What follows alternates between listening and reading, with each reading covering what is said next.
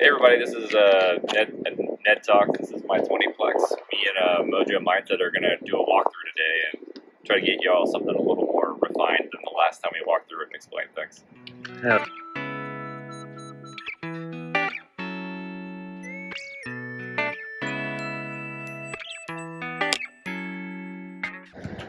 We've got Unit 5 in both buildings under renovation. This one hasn't been done yet. Unit 5 on the other side has been. We're going to start with where we started.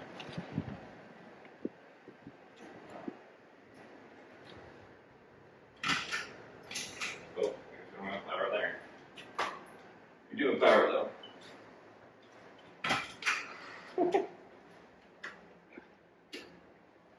Yeah, these are the renovated units. You know what I mean? These are the units to be renovated. Yeah, these are the units we're in the process of renovating. The purchasing application, obviously, we're gonna redo that. Gotcha. So this is you walk in. This is the kitchen. No, the kitchen's over there, but this is taken out of the kitchen, so I think we're redoing the cabinets in there. Gotcha. Okay. This building's pretty simple. I mean, this literally just galvanized bar and a closet. Obviously, you can improve upon that just by painting it and painting the bar so it's white. I don't know if we'll change the color of the doors, because maintenance on painted doors tends to be kind of annoying, especially with units that have, like, studios like this have extremely high turnover, but they're generally profitable enough where it's not as big of a deal. So, yeah, I mean, here's the... So the makeup is a 1-bedroom, 1-bath. It's all studio. This is a studio. I've had some people suggest in the last video we did here, actually, that we blow this wall out and just have it open. What would you call it? It's not an open format. It's an open floor plan, open concept. Yeah, open concept. I mean, obviously you can see, like, these cabinets have been in here for probably multiple decades. The varnish is worn off on the sides. They're like particle board. It's been swelling from all the just moisture and stuff, which is really common in New Orleans. Yeah, this unit's going to be redone, and the old cabinets are just, you know, they worked for 10, 15 years. Honestly, they might have been a year longer than that. But there's not, modern cabinets have the soft close, and they've got other features. We're probably going to move away from split sinks, even though split sinks are probably technically more convenient. If you go with a big open kind of like farmer's sink or something, people walk in like, oh man, I want that. And I mean, you want people to sign the lease. And to be honest, I feel like it's a 50-50 split. Not everybody wants a split sink, but that's more of something you find out after you've been washing dishes and you're like, wait, where do I put the clean ones? There's not enough space for like a drying rack, like, you know, clean or whatever. So it's not a big deal. But doing small changes and upgrades, like putting in farmer sinks and stuff. The bathrooms are super simple. I've got to retile this. This is obviously filthy from all the dust from, I don't even know where the dust came from. Maybe they put in some new fixtures or something, but maybe sanding? I honestly don't know. Gotcha. So this studio, unrenovated, how much does it rent for? Unrenovated right now, this studio would go for $785 to $850, depending on if it was subsidized or month to month or annual. It really depends on what kind of person you get in here. And this is all Section 8? No, this is probably half Section 8, okay. Quarter month to month, and then it's not totally Section 8. There's a bunch of different, what do you call them?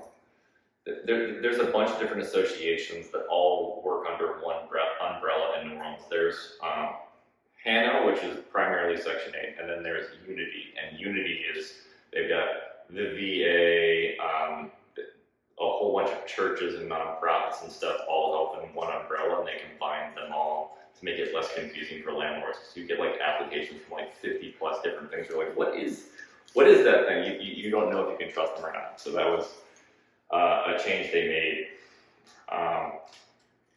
I think it was right around when I bought this building. So I went I did a bunch of research and I was like, all right, so we're gonna try Section 8, and then a bunch of other stuff applied.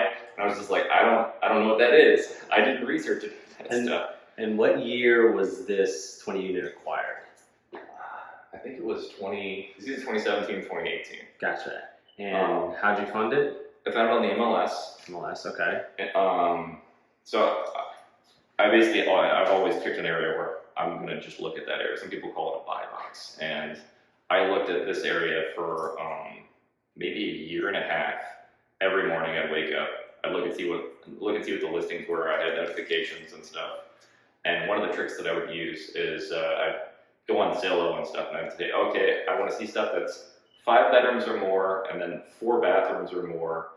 And I would just max out all the stuff so it only showed me big units, which there aren't very many of. And so a lot of realtors who get multifamilies list them on the MLS, even though it's not for commercial properties. And so you'll see bigger commercial properties like this pop up on the MLS when a realtor has a client who also has a rental property but doesn't know a commercial realtor. So you'll see stuff like this pop up occasionally, and it can be mispriced, or in this case it was listed in a funky way that didn't make much sense. So I was able to get in and get an offer in within, I think it was listed, and I got an offer in and accepted within 3 hours of it hitting the market. But yeah, so what's weird about this property is when we do upgrade the units, they're renting for $950. So you're like, okay, well, and the upgrades cost, we're putting about $5,000 to $7,000 into the units. Okay, so they originally ran for about $650 to $750. When we bought it was $485. $485. Wow, so the rents have nearly doubled once they're renovated. Yeah. In a 3-year span. I think that's 5 years. 5 years? 5, 6 yeah, years. 5, 6 years. Yeah, 5, 6 years. So it wasn't all COVID. COVID brought them up a little bit. But we can talk about that in the other unit. But yeah. So there's a backyard too. No, I wouldn't call it a yard. There is an alley. You can see the buildings on gas. We've got security cameras. All the units share. Each building only has 2 water heaters. So 10 units share the water heater, which is right here on both sides. I actually think one of the water heaters is electric and 3 of them are gas or something weird like that. I can't remember. Some funky New Orleans combination. Yeah, some funky New Orleans combination where you're like, I think there was a reason for that, or maybe there wasn't. And then some of these light switches work and some don't. Units don't have attic access, some do. So this one has attic access, which... Was it just used for storage, or is it kind of based No, on... if you want to go up and do electric work and stuff like that, all the units are connected through the attic. Okay. So that makes maintenance a little weird, so you have to remember which unit has the attic access when you call people. When I first bought the building, I didn't realize. I was like, oh yeah, we got to fix the wiring thing, it's cool. And I was like, wait, how do we get in the attic? And we literally had to call all the individual tenants and try each. It was like, oh, not this one. Oh, not this one. And then who knows if the tenant's going to be like, oh yeah, it's not in my unit. So we've had stuff like that before. Right. So see, that's a good little tidbit. It's like based on the makeup and how the construction of that property kind of determines like, hey, is this a feasible maintenance project or not? Well, yeah, you should definitely have notes as to like where stuff are, you know? So, because if I recall, we've had that issue, figured out what unit it was in, and then months later it was like, wait, you gotta go back in the attic. What unit was that again? Right. So you run into stuff like it's just you should have a master file where you know what appliances are where access panels are, and for attics and electrical, just all that stuff. You need to actually keep track of it once you've acquired an asset. Have to let us know. Is that a dog door into the bathroom? And what is that? Absolutely. No, what ends up happening is a lot of times in these older properties in New Orleans, you'll need to get access, because this is where the faucet for hot and cold and all that stuff, all the plumbing's right here.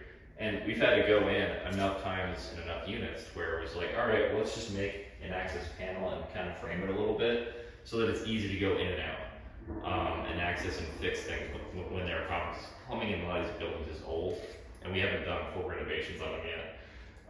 but that, there's gonna be a table or some kind of furniture here. Most people put that in their kitchen, have like some bar stools or something like that. So that's kind of blocked, and whereas you wouldn't normally do that probably in a residential property or any other single family house or like a nicer fourplex or something, or duplex or something like that.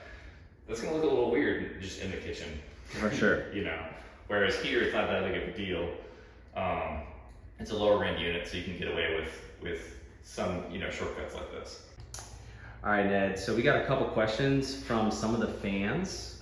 First question is, in these 20 unit apartments, is there a fire suppression system or sprinkler system? So I'm not 100% sure on the way the law works, but I think if you, in New Orleans, it might be everywhere. But from what I understand is if you renovate more than 50% of a building, or your renovation is more than 50% of the value of a building, then you have to bring it up to code. But since we haven't done that, and the prior owner didn't either, we just have fire extinguishers in all the units. We found an old one in this unit that we're renovating, so we're gonna replace that with a new updated one. But yeah, we pretty much just do that. I've heard some people say, I don't know if it's true, that, oh yeah, if you give them a fire extinguisher, no, if you put a fire extinguisher in the unit, then you're legally liable. And then I've heard other people say, well, just don't put a fire extinguisher in there, gift them one. That way the liability is on them. I'm like, I don't know if that's, if someone's a lawyer, let us know. That just sounds weird to me. I don't know which one's right. We just put the fire extinguishers in the units. Unit number 5 on the opposite side. Let's go on in. So as you can see, we just took the doors off and painted everything. Because more often than not, and this happens a lot for some reason, and it doesn't matter like what level unit. I find people just take the sliding closet doors off and like stick them somewhere else in the house. So there's a spot for it, but we figured we'd just take it off. We just painted everything white. But yeah, this is all the same wood. Oh yeah, there are light switches. Those work. New fans and all that stuff. I don't even know what kind of fan we used here. I mean, it's not Hunter. It's not the nice fan. It's not. This unit's never gonna wreck right now. I'm kidding. You don't need to put all that high-end stuff in your units. Something that just looks right and works is fine. Stuff with fans, like the warranties and stuff, I never worry about that stuff. I probably should. Someone will tell me that I'm wrong, but yeah, these are obviously the new floors we got up here, LVP. It's kind of neat. I'm sure you guys have seen it before, but it's very easy to install. It's literally just kind of snaps together like Legos. There's little slots where it just kind of grooves together, which makes it super easy for contractors and stuff to put in really quickly. Now there was, about 6 months ago, I know a few contractors that have had issues with it swelling and floors buckling. And so the way they've gotten around that is they're gluing them down, which is making it a nightmare for everyone to replace or fix anything, which is weird because the whole point of these is like you can pull them up, fix things underneath really easily and put them back down. But when you glue them, you can't do that. So these are the new cabinets. Nice. We made a mistake in here. Oh, do tell. Comment below if you can guess what it is before we tell you. Oh no, we cracked it. That's not the correct side. We put the wrong countertop finish on these. It was not an FDA approved varnish.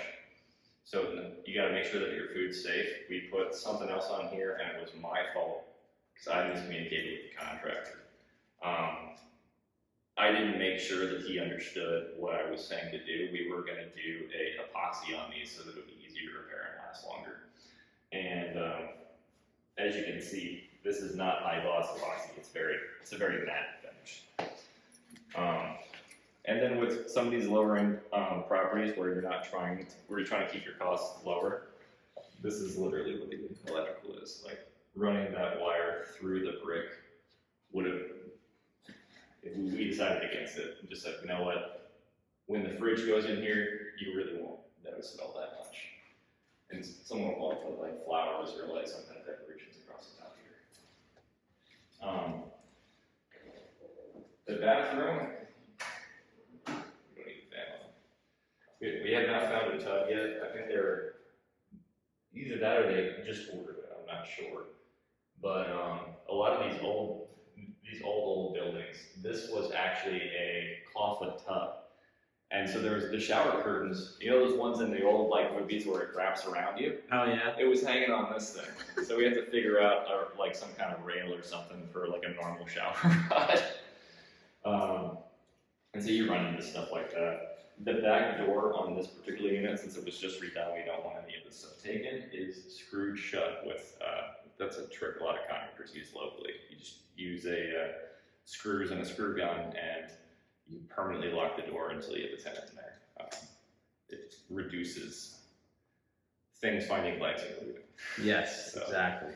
So would you say that for this renovated unit, did it fit within your budget of would you say 5,000 to 7,000? Yeah, I think this one ended up costing $7,500, and the reason for that is all the extra work that's going to have to go in from us screwing up the countertops. Which is great.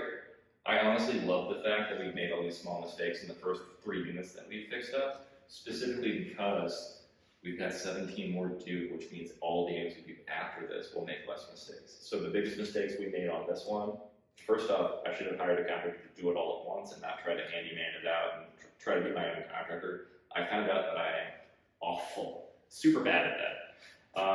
And so, since it took me, I think it ended up being five-ish months, don't hold me to it, but 5 months I lost, let's say $900, $950 per unit while they were all empty. Well, I could have done it in 3, so $3,000 I lost in rent when these could have been on the market and getting leased up, and I saved about $3,000, or no, I probably saved less than that. So I lost money by trying to go cheap, which is a thing that happens in real estate a lot. You're like, oh, I'm going to do this. I'm going to do all the work myself. Like, do it. And maybe if you were more skilled and had been doing it more years than me, you probably could have done things within budget and faster. But I'm new to being more hands-on. For sure. Yeah. Gotcha. So yeah, fit within the budget, and it's going to get more efficient as you do those extra 17 units. Yeah, because then the communication about the countertops will be done. What are these cabinets and sink finish? What do these run you for the renovation side? I get a special deal on those from the lumberjack landlord. You're gonna have to go check out his channel to figure out that normally this kitchen would probably cost you a whole lot more. I'm guessing I would have been 30 to 50% higher in my budget per unit had I not been following his channel and learning about all this stuff and trying to implement. Dude, that's awesome. Yeah. Measures. And as for appliances, are you in the process of? Yeah, I'm gonna. I don't have them here, but we're gonna put a fridge. Actually, that's gonna be a stove. The fridge will probably go here, and then they can put a table here or there. And then their living space will be here. This will be the bedroom and their living space. So a lot of people use like a futon or like a fold-out couch, or some people just throw a mattress in here and say, screw it, I'll just have a TV next to the bed. All right, Ned. So the people want to know for energy usage and utilities. First question: would you consider getting solar panels, especially being in the Gulf here in New Orleans, Louisiana, where it's pretty much hot boy summer? Gotcha. 6 months out of the I year. have done the math on solar panels every couple of years because I'm like, it has to work now. And the answer is no. And the main reason for that is a lot of solar panel systems make sense on a residential home because you buy them and then you get this tax rebate and all these things. The rebates aren't really in place for smaller buildings like this. Or at least if y'all can find them, please comment below. Let us know where to find them. I would love to make solar panels work, but mathematically, it's just it's not going to help us. It would cost us money to run the building with solar panels. We run into the same issue where we were going to put in mini splits. And so we're going to put the little mini split thing up here. So normally, as you can see out there, most of the units have window units.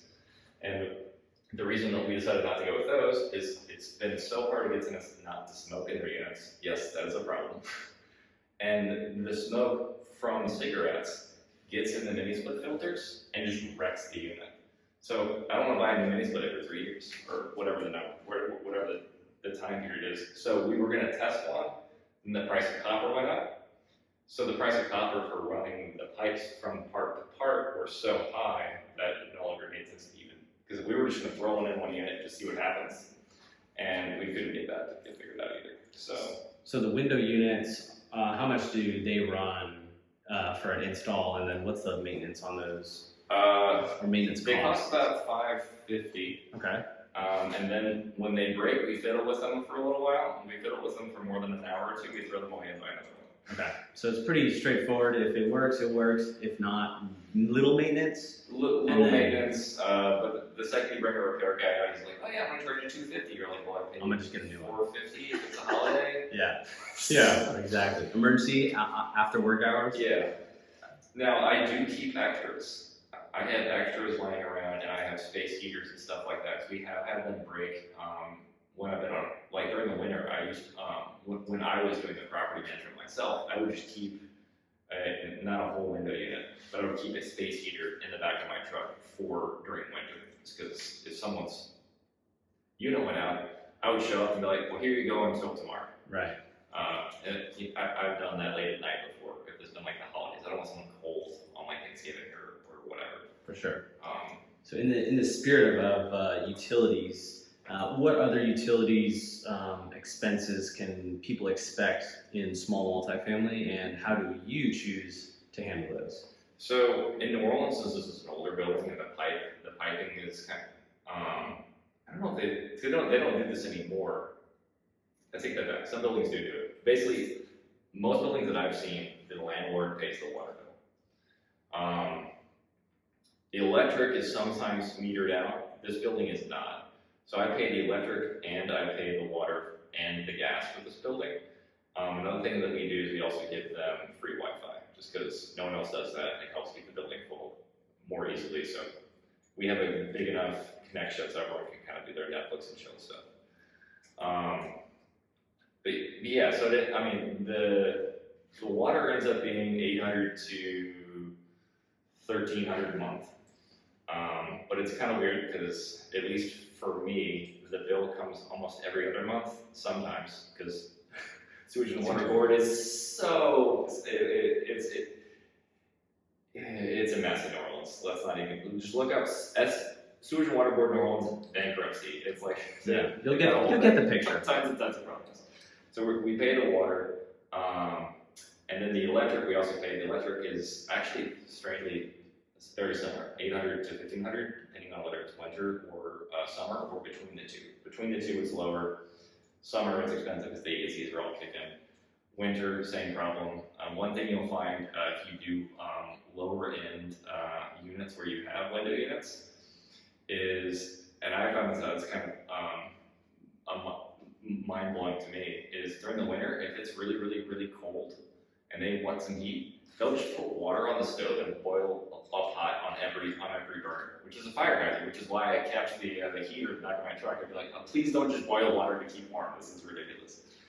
But yeah, so we supply all that. So utilities cost me, it cost me about $3,000 a month. So $2,000 to $3,000 a month, depending on time of year. Time of year. Got it. Okay. And utilities are super important with stuff like this. So most expensive thing in a building like this, toilet flaps. I don't know if you have that in Airbnbs We've and had stuff. to place a few toilet parts. We got spare I parts. had 4, and I think it was 5 go bad at the same time. I got a $7,000 water bill. Because then it's just, we're like, "Oh yeah, it's dripping, it's not worried. It's fine, don't worry about it." But if you got 5 all dripping at the same time, you're going through so much water, and then you call the city like, "Hey, what?" They're like, you can argue to where, hey, that water wasn't used. It's not, I think, called groundwater. So they'll get rid of about half of the water bill because they don't have to pay as much to process that water to make it environmentally friendly on the back end. So it wasn't used. So that's a trick. But I obviously had to pay for the consumption of it. So the thing there is a toilet flap is like what, $1?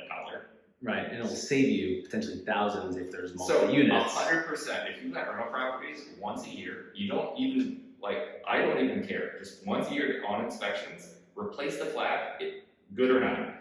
Golden. Because I mean, it could cost you thousands of dollars for no reason. And there's no reason not to do that. It's just a maintenance thing. All right, Ned. Here we go. We got a little rapid fire Q&A for you. So, are there any on-site staff that you have for the management side of things? There is not on-site staff. I haven't seen a building with on-site staff until you hit about 80 units. I would love to get into that, and that's another thing to keep in mind when you're underwriting a building like this.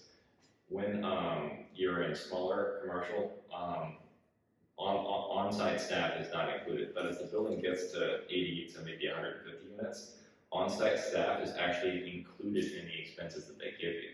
Whereas with this building, it wasn't included. You're supposed to figure that out on your own. So comparing apples to apples is a little annoying between some commercial properties. You have to really dig in and see are there employees. Here, there were none. Gotcha. That's a good point. Next question. Community rules. Are there set guidelines that they sign on the lease or community rules that the tenants must follow? We have something in their leases that basically says just like be a respectful, good person, you know? And if you're causing annoyance or we give people a certain number of warnings where if they get in arguments with each other, or we've had 2 tenants get in a fight one time. That was a long time ago. Hey, like, don't do that anymore. And I think it's like if, 3 fouls, you're out type thing. Right on. Or 3 strikes, not fouls. Fouls is 4, right? Yeah. Like foul out with 5. I'm not good with baseball. Yeah, that's a good idea. Yeah, 3 strikes, you're out of the ball game. Yeah. All right. Next one is in terms of laundry. Are the washer and dryer in the studios, or is there an on-site laundromat? It's kind of a mixed bag. We have on-site laundry. Occasionally, we'll use an empty unit that we don't have the budget for repairing. We'll just throw some laundry machines in there. We've considered experimenting with coin-operated. Right now, I'm in the process of considering buying one of the neighboring properties to convert into a laundromat, but I had no idea how many environmental concerns and licensing and Red tape they had to go through. there's a bunch of red tape that I thought it was just like, oh, laundromat, boom, put laundry machines in there and just let it go. But I have to have someone there to watch them so people don't steal my laundry machines. Like, it is way more than I thought it was going to be. So, Gotcha. And then for this property, would you consider vending machines? vending machines is maybe. I've honestly never even thought about it. It could make sense, but the thing is in this neighborhood, it might just get broken into or vandalized, because like our security cameras get vandalized all the time. So neighbors and people driving by are probably tenants sometimes will just walk over with a spray paint can and go psh, on the lens, and you have to buy another one. So Oh wow, has that happened multiple times? I have bought a lot of security cameras. So that's why you budget and keep reserves for things that come up. Yeah. And then the cops will call and be like, hey, you have footage from this time period. And you're like, well, for some reason it goes black then. And it's like, oh, okay. So. This